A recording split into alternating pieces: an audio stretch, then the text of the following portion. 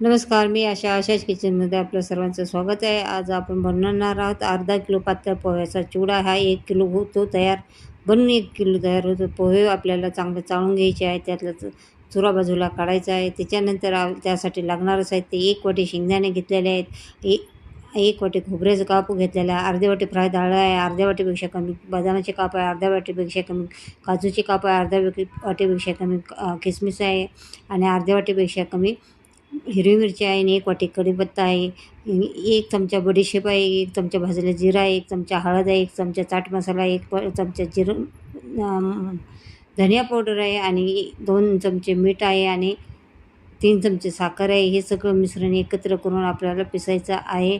आता कढीपत्ता मी स्वच्छ धुवून पुसून ठेवलेला आहे. मिरची पण असं स्वच्छ धुवून बारीक कट करून पुसून ठेवलेली आहे. अशा प्रकारे आता पोहे आपल्याला हलकेसे भाजून घ्यायचे, 2-3 मिनटं भाजायचे आहेत, फक्त क्रंची करायचे आहेत. आता त्याच्यानंतर आपल्याला शेंगदाणे तळून घ्यायचे आहेत, कमी गॅसवरती तळायचे आहे. ते जे शेंगदाणे तळून झालेले त्याच्यानंतर बदाम तळून घ्यायचे आहे, ते पण कमी गॅसवर तळायचे आहे. हलकेसे रंग बदलायचा आहे, पण क्रंची पण झाले पाहिजे. त्याच्यानंतर काजू पण तळायचे आहे. काजूला पण जास्त वेळ लागत नाही, ते पटकन तळल्या जातात. आणि बघा अशा प्रकारे त्याला कलर बघा किती छान आलेला आहे. त्याच्यानंतर काजू काढून घ्यायचे आहे. त्याच्यानंतर आपल्याला फ्राय डाळ तळायचं आहे, हे पण 1 मिनटं तळायचं आहे. ऑलरेडी ते फ्राय असतं आणि ते काढून घ्यायचं आहे. त्याच्यानंतर आपल्याला खोबरं तळायचं आहे. खोबऱ्याला हलकासा गुलाबी रंग येईपर्यंत तळायचं आहे, कारण ते तळून आपण बाहेर काढलं तरी ते तळण्याची प्रोसेस त्याची चालू असते. बघा कसा कलर आलेला आहे.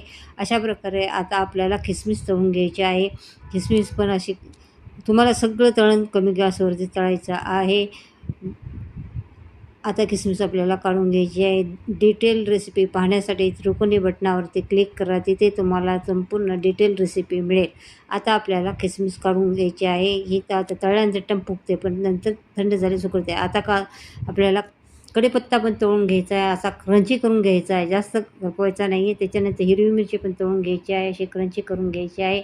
जास्त तेल असेल तर काढून घ्या, आणि माझं कमी तेल होतं म्हणून मी त्यात तळलेलं आहे. क्रंची करायची आहे. अशा प्रकारे आता तळलेले पोहे थंड झालेले आहेत. आता याच्यावरती सगळं तळलेलं साहित्य आपल्याला याच्यावरती घालायचं आहे. त्याच्यानंतर हे सगळं साहित्य आपल्याला मिक्स करायचं आहे.